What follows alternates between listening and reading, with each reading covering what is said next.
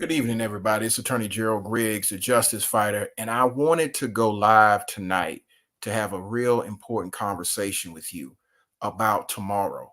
As you know, tomorrow is the beginning of early voting in Georgia, and on October the 15th up until November the 1st will be the sole early vote opportunity for people to go to the polls, both in person or in the drop boxes that are in each early vote location in 159 counties here in Georgia to cast their ballot. But many times when people go to early vote, they ask the question, what's on the ballot? And so for those that don't know, Georgia allows you to get a copy of the sample ballot, which I have already printed out here for my own sample ballot. And you can go and retrieve your sample ballot at mvp.sos.ga.gov. And I was being asked by a lot of people on my social media channels, how can they get their sample ballot? What's on the sample ballot? And again, I just want to break down. I'm not going to tell you what to vote for, who to vote for, or anything like that. But I think it's important for us to be informed voters when we go to the ballot box. So I'm going to break down what's on the sample ballot for many of the counties here in Georgia. And again, you can go to the Secretary of State's website, which is mvp.sos.ga.gov. Go into your My Voter page, which that's the My Voter page. Put your information in. One, check the status to see if you are an active voter. If your status is active, then of course you can vote. If your status says inactive, then you can cure that simply by voting. But if you have been removed, we have passed the early voting, we passed the registration deadline. So you can't register to vote for this November election, but you can go ahead and register to vote and vote in the next election if you've already, if you passed we passed the deadline for registration and it shows that you have been removed from the voter roll. So again, that's some information that you can get on the My Voter page. But it's important that we know what's actually on the ballot. So again, the sample ballot you can get from the My Voter page. And on the sample ballot, of course, we know the presidential election, there are the presidential candidates. And so I'm just going to go through the list of candidates that are on the top of the ticket. And this is in looks like it's in alphabetical order.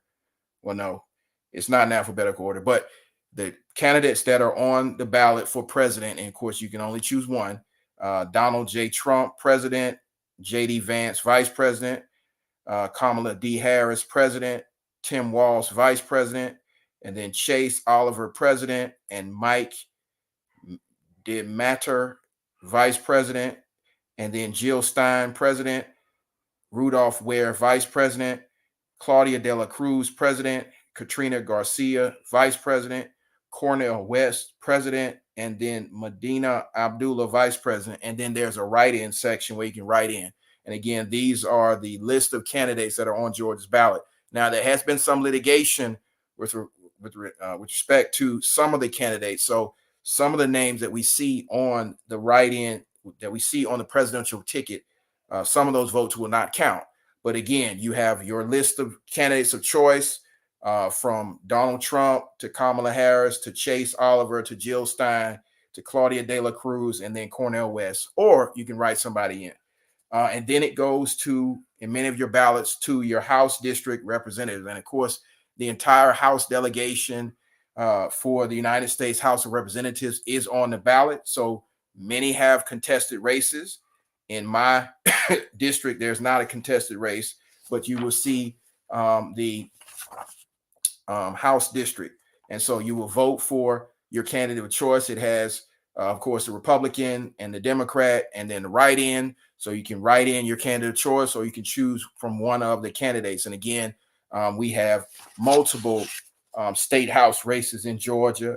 There are 14 districts in Georgia. So you will be able to choose from 1 to 14 and then the list. Then, of course, you have your state Senate races. So there are state Senate races and there are state House races. And again, Georgia has a lot of state Senate seats, and they have a lot of state House seats. You will see your candidate, whether that's the incumbent or the person running against them. In most cases, it's just 2 individuals on the ballot. In my case, there's no one running against my state senator nor my House of Representative in my district. So those are unopposed. So you can vote your pleasure on that. Then one of the most important things that we are seeing, and a lot of people having conversations at the top of the ticket, but they forget that, in America, we have three co-equal branches, and in the state of Georgia, you have three co-equal branches. And in many of your jurisdictions, you have the district attorney race, which is right there. And so there are district attorneys running in my district, my judicial circuit, and in Georgia, there are 58 judicial circuits. So some people have multiple counties and they ride on a circuit, but that's why they're called circuits. And so you have your district attorney race that is on the ballot. So it's important that you vote down the ticket, not just stop at president, but come down the ticket for your United States House races, your state Senate races, your state House races, and then, of course, now your district attorney races. And then please excuse my son. He's having a good time singing in the background. And then we will shift from there. Again, judicial races are on the ballot. So you have your clerk of courts. In many of the circuits, you have your clerk of court. Many of the counties have your clerk of court. So our clerk of court is on the ballot. There is no incumbent. There is an incumbent, but there is no challenger there. But you need to vote in that race. And then, of course, there's the sheriff races. Again, I keep stressing that more on the ballot than just the president. So you have clerk of courts and your sheriff are on the ballot here in November. And then in some jurisdictions, you have your tax commissioner. So tax commissioner race is on the ballot, which is why you need to vote down ballot. And then the chief magistrate is up for election. That is your chief of the magistrate court. That's on the ballot. And then your solicitor general. So a lot of the races in the judicial seats, in your criminal justice position, whether it's sheriff, whether that's district attorney, whether that's solicitor. And for those who don't know the difference between a district attorney and solicitor, district attorney handles felonies, solicitor handles misdemeanors. They are your chief prosecutors in your counties. Some counties have a district attorney and a solicitor. Some counties only have a district attorney who handles both felonies and misdemeanors, but they are on the ballot. So you need to know that. Then we will move to in some counties, you have a chief executive officer, but every county is having county commission races. So some counties, chief executive, that's the head of the county commission. And then you have your county commission races. So when we're talking about stuff happening at the county level, those races are on the ballot, and early voting starts tomorrow at 7 a.m. So please remember that. And then you may have some cabinet level positions. Here we have the soil and water conservation supervisor is on the ballot. So you need to make sure you vote all the way down the ballot. But some of the most important races and issues that are on the ballot, many people don't even talk about. And in Georgia, we have constitutional amendments that are up for proposal on the ballot. And there's some very important constitutional amendments. And then there's a referendum question. So there are two constitutional amendments on the ballot. The first one is to raise the general law statewide homestead exemption. And so that's very important. And so they are asking, shall the Constitution of the state of Georgia be amended so as to authorize the General Assembly to provide by general law for a statewide homestead exemption that serves to limit the increases in the assessed value of homesteads, but which any county, consolidated government, municipality, or local school system may opt out upon completion of certain procedures. So there is a constitutional amendment to extend the homestead exemption statewide. So you need to know about that.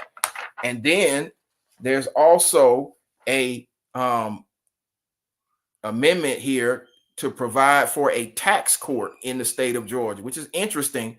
It'd be a different court of concurrent jurisdiction with the Superior Court. But it says here, shall the Constitution of Georgia be amended so as to provide for a Georgia tax court to be vested with the judicial power of the state and have venue, judges, and jurisdiction concurrent with the Superior Courts. And that's important because, in many counties, especially the big counties, you have, in Fulton, you have 22 judges, and in DeKalb, you have 10. And so trying to cut that load, but of course, these judges will be appointed by the governor and not elected. So that's an interesting dichotomy there.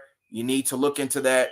If y'all want to do any more research on the constitutional amendments that are on the ballot, you can go to the Secretary of State's website and click on the constitutional amendments, and it runs down the whole list of the legislation that was passed to put these constitutional amendments on the ballot, so you can get more of insight on what you think is the best thing to do with these constitutional amendments. And then there's a statewide referendum.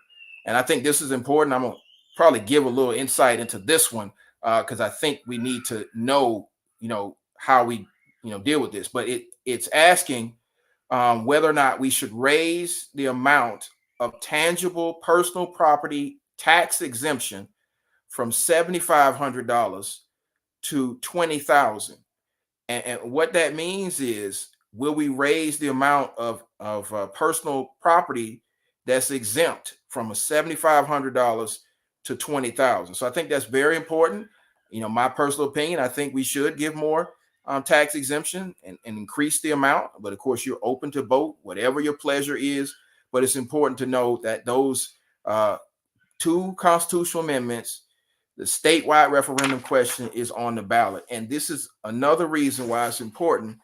And I know this is happening in a lot of communities, a conversation about the importance of voting and whether we should get involved. And, I'm always a proponent of voting because it's important to know what's actually on the ballot, what you'll be voting for, who will be your local officials, your county officials, your statewide officials, and then, of course, your federal officials. And that's why it's important to, one, be an informed voter, know what's on the ballot, know what you're voting on, know what the policies of the individuals are.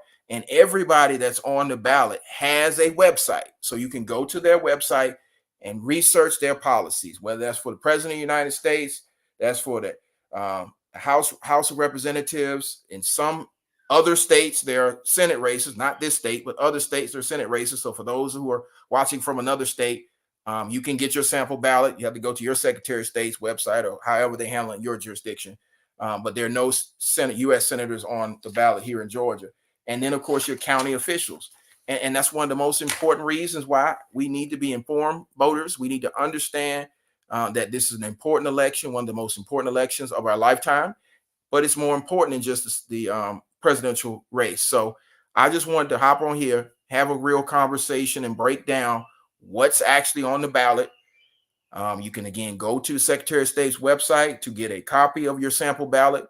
I would strongly urge you to do that. Go ahead, fill it out with your candidates of choice after you do your research, so that when you go to vote, you can simply, show your ID, confirm that you are, lawfully able to vote in the state, and then make your choices, and then get your little I voted sticker, and then post your I voted sticker. And then we're also asking for everybody that's going to vote. After you vote, call 5 of your friends. Make sure 5 of your friends have a voting plan. Matter of fact, share the video with 5 of your friends so they know that, one, early voting starts tomorrow, and that they have a voter plan and they're engaged and they are an informed voter. I know we all getting tired of these text messages. We getting tired of the emails. We getting tired of the phone calls. We getting tired of the door knocker. We getting tired of all of this stuff. But what we have to do as informed Georgians is to make an informed choice based on what's on our ballot that will make our state better, that will make our nation better, and that will make informed choices that help move our families forward, so we can stop all the political rhetoric and the divisiveness that's happening in our country, and we can focus on what's important for Georgia, what's going to move Georgia forward. And again, whatever happens at the top of the ticket is going to happen at the top of the ticket. But down the ticket is what's going to make the difference in the state of Georgia. What's happening at the state Senate level, what's happening at the state House level, what's happening at the county level, what's happening with the sheriffs, what's happening with the district attorneys, what's happening in our communities with these proposed constitutional amendments and the referendum. So it's important that we stay engaged, that we get accurate information, that we share accurate information, that we get all of the engaged and registered voters to the polls. Now, I'm asking for Georgia to break records again. I would love for Georgia to have 8 million voters vote in this election. The last time we voted in the federal election, we topped almost 6 million. And that's because we are a very engaged state, and we are very focused on making sure we move Georgia forward. And so I want to make sure that we do that again. The eyes of the world are on Georgia. And it's important that Georgia steps up like we always know how, that Georgia pulls together like the state has always pulled together, that we push through all of this divisive rhetoric that has nothing to do with, who's the best candidate to run the state, who's the best candidate to be in the legislature to pass laws. Let's actually get some laws passed. All of those things that, we send our elected officials to do. And remember, the judicial branch is on the ballot. Judges, prosecutors, clerks of court, all on the ballot in Georgia. And so I just wanted to give you that information. I appreciate you guys tuning in. Please share the stream. This is one of the first times I've done this. And so I appreciate this. I do see question in the chat. I've got an email twice today telling me to vote no on the resolutions. Is this truthful information? Well, I read to you what the resolutions say. And so I'm not going to give you my impression, but I mean, at least the statewide referendum question seems reasonable, that we would get more tax exemption for personal property from $7,500 to $20,000. So I think you should use your common sense as an attorney. I don't see a problem with a statewide tax court because we have some issues with tax, and we have a backlog in the judicial system here in Georgia. So it makes sense to have specialized courts. But again, I'm gonna let the voters decide on that. I'm gonna let you guys decide what's important. But what I would say is, don't listen to emails. Do your research. Pull from the Secretary of State's website. Go to the concurrent legislation and read it and see what this tax court will do, and if it if it will help for the efficient resolution of cases, because that's what I'm all about: efficient resolution of cases that are fair and just and equitable, and that makes sense. Then vote your pleasure, but just make sure you vote all the way down the ballot. So I thank you, Ms. Wilson, for asking that important question. If there are no more questions in the chat, just please, you can always put them in the comments. I'll come back later and read the comments. But I appreciate everybody tuning in. I'm Attorney Gerald Griggs, the Justice Fighter, civil rights activist and attorney. I appreciate y'all. Make sure y'all vote. Take 5 people after you vote. Take 5 people and vote. Make sure they're registered voters. Make sure that they know what is going to be on the ballot. They have their sample ballot. And then after those 5 people vote, tell them to contact 5 more people and make sure we know what's going to happen. Yeah, I agree with you. And fact check everything, y'all. We're in an age of disinformation, so let's just fact check everything so we can make an informed decision. But I appreciate you, and I'm going to end the live. And I will do more of this as we are using this new technology to stay in touch with you. So if you like it, hit that like button, hit the subscribe button on YouTube. Send this link to 4 or 5 of your friends so they know what's on the ballot in Georgia, and we make sure that we make the right decisions as we move our state forward. I'm Attorney Gerald Griggs, Justice Fighter. Thank you for watching.